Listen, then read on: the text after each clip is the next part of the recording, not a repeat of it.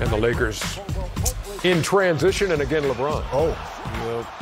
Michael Jackson playing with a bunch of Tito Jacksons. Oh, Tito was a great Jackson. Name one of his like hits. that, Chuck. They're going to get sensitive. Name one of his hits. How about this? Alex Caruso. Caruso. Who would have a career-high 16 on this night. 16, that's his career high? That's his career high. Doesn't play much. Come on. Kawhi Leonard. You can get 16 right now, Ernie. No, Oh, my don't goodness. think so. Check that one out. You can get 16. To beat the buzzer at the half. Me, you, Chuck, and Kenny will get you 16. 65-54. I can get Toronto 2 with threes. the halftime lead. I'm still shooting it right now. There ain't no shooter. Yeah, we'll see that later in the show, I hope. There ain't no shooter. A little foreshadowing. Don't hate on my jumper. Hey, you know what, Kenny, was interesting? I was watching the Raptors really closely tonight. I got no idea who's going to win the Eastern Conference.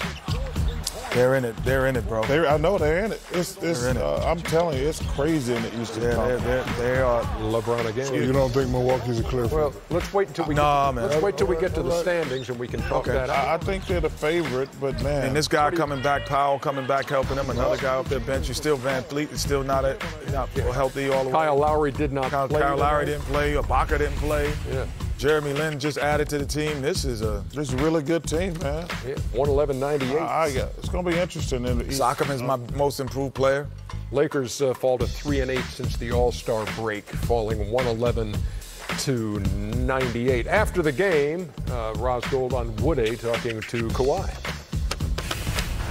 Kawhi, there were a couple of moments where the Lakers would try to make a push, but you always came up with the play, even that buzzer beater at halftime. What helps you seize the moment? Just wanting to win, just being out there for my teammates. My teammates want me to go out there and do the best I can, and I made a shot. Speaking of teammates, you have no Ibaka tonight, no Kyle Lowry, no Van Vliet. What can you depend on from your team's depth? Pascal's been doing a great job. Danny has great experience, and, Norm had a great game tonight as well. But so we just came out collectively knowing that those guys were out, and we just all stepped up. You mentioned Pascal. He's up for most improved player. What stands out to you about what he's shown this season? Just his whole overall game, just attacking in transition, him knocking down the three ball now, and he's just doing a great job rebounding the ball. Just his overall everything, all his skill level just got better. You guys are playing for this win today, but you're also playing for playoffs. What are the great habits that you guys are working so hard for right now? Just playing the same way every night. Even tonight, we felt like we didn't play too hard.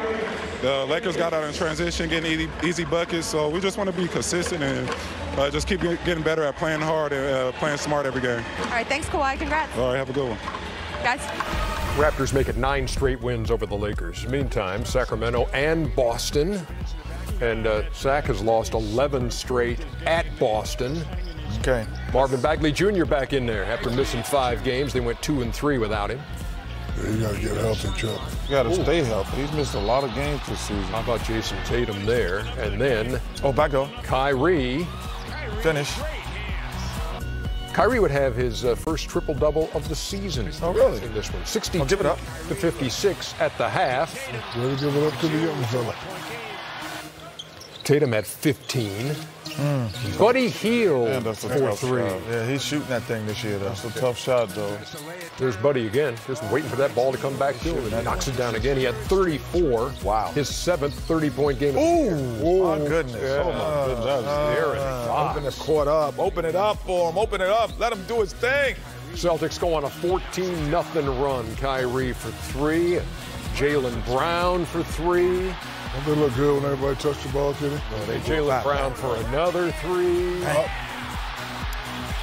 91-89. We could be here, right? So they were down 17, the Celtics, and they get back in this to take the lead. Hayward there, and then Fox again. Wow. 2-point game. Sacramento got to learn how to keep leads, Chuck. Marcus Morris and 1 made the free throw, 5-point lead. And Shaq, they had a double-digit lead this game. A lot of games. Jason Tatum. Ooh. I know who taught him that move. Kobe. Boston Celtics down 17 at one point and rally for a 126-120 win outscored the Kings 70-58 in the second half, and they're now 37-3 when they take a lead to the fourth quarter. Sacramento, number 9 coming in, now 4 on the loss side behind the Clippers for the final playoff spot on the Western Conference. As we take a look at the Eastern Conference standings and see Milwaukee still out front with Toronto still 3 games back after their win tonight, 3 on the loss side. Indiana, with that come-from-behind win over OKC, goes ahead of Philadelphia. Boston 2 back on the loss side. Then Brooklyn, Detroit, and Miami with a 3-game cushion in the loss column over Orlando, only 2 over Charlotte. As we head down the stretch, and Washington still trying to stay on that standings board when we show it to you. That ship on sale, brother. Yeah, you think? Yes. Yeah. Ship on sale. So make sense of this East, which you say has got you a little bamboozled at this point. I try to just be honest. Maybe too difficult a question? No, okay. I'm not sure who's going to win the East. You're wrong, and you know it. Milwaukee's definitely going to win the East. Oh, well, I don't think you can say definitely going to win the East. Yeah, definitely going to win the East. I think they're probably the favorites. You're talking about regular season or talking about the whole thing? You're talking about the whole thing. Yeah, I'm talking about playoffs. Oh, wow. Yeah. So, because Toronto, I don't trust because they have a missing link that's been missing for the last 4 or 5 years. they got a superstar Boston, now. Yeah, it takes more than one superstar. You should know that. That's why you never won. I know what I'm talking about, so just listen to what I'm talking about, okay? This is my opinion. I don't need you interrupting me. Okay, Toronto, I don't trust. Philly, maybe. Indiana's playing well, but they don't have a superstar, so. And anybody else? No. So I see. Are you not mentioning Boston as a possibility? I don't trust them yet either. Because when you have a team with a lot of talent, all it takes is 1 or 2 things, a guy trying to take over the game to throw off the chemistry. Right, Kenny? So, yeah. The highlights we just seen with them moving the ball, everybody touching, everybody eating, they look fabulous. I like Toronto and Milwaukee. I wouldn't say that. The reason why I do trust Toronto, I could trust them rather, is because of Kawhi Leonard. I think as great as the player as DeMar DeRozan is, defensively was the reason why they didn't win. They didn't have anyone to slow LeBron down. So with Kawhi Leonard, he can slow Giannis down. He can't stop him. He could slow him down. He can slow Ben Simmons or down if he needs to, or Tobias Harris. He could slow down even a Kyrie Irving at times if he needs to switch off and play. So the ability to slow people down is what I thought was missing from their team, because in key moments, LeBron was able to just take over and no one could slow him down. Did you say Greek Freak when you were listing off all those guys that he could stop? Yes, Giannis. Okay. Giannis, he could slow down. He can't stop him, but he could slow him down. See, I disagree. You don't think he can? Well, of course, no. I think he can a little bit. I think the difference with Toronto is Kawhi. He's a star. No, that's what I said. No. When you play with a star, okay, he got all the pressure, and that gives everybody else confidence. That's why I think Toronto is better. But I'm looking at these teams. So DeRozan wasn't a star? He's an all-star. He's not a superstar. There's a difference. Okay. I think the Philadelphia 76ers got the best team in the Eastern Conference. Because when I look at these teams. And you know what you're going to have, by the way, not to interrupt. But you know what you're going to have? What? You're going to have an Eastern Conference semifinal that you would take for the conference final. Because if it plays out, it's going to be Toronto and Philadelphia in the Eastern Conference semis. Well, the reason I like Philly is there's nobody on Philly. Like, Giannis has to play great. You don't think Embiid has to play yes, he has to play in the semis of the Eastern Conference? I do not. I think semifinals. Who's going to score? He has to. You gonna let me talk? You gonna let me talk? Yeah, go ahead. Okay. I think that Ben Simmons, Tobias Harris, Jimmy Butler, J.J. Redick, those guys are all capable. First of all, Embiid is great. Now, don't get me wrong, but I'm saying Giannis has to play great.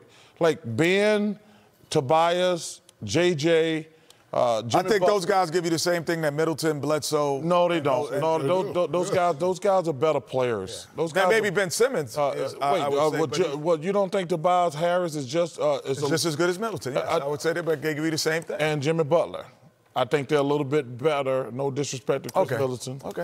All right. I'm doing some math, so keep talking because I'm looking. The Bucks are 21-6 when Giannis goes for at least 30. All right. When he does not go for 30, they are 30-11. So does he have to be?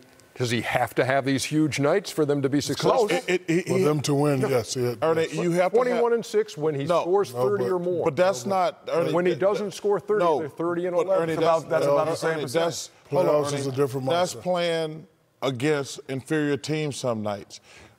That's why when you're a great player, your numbers should go up in the playoffs because you like that's when you really show who you are. Like anybody can go on a play against a crappy team in the middle of the season and get some numbers. But when you're playing against the elite teams, gotta focus in the first round, second round, game to game. Because you know this, and Shaq know this. These NBA team coaches are so good. Stuff that you work on in game 1 is not going to work in game 2. In game 3, I give an example. Me and Kenny was scouting Duke tonight watching Zion come back.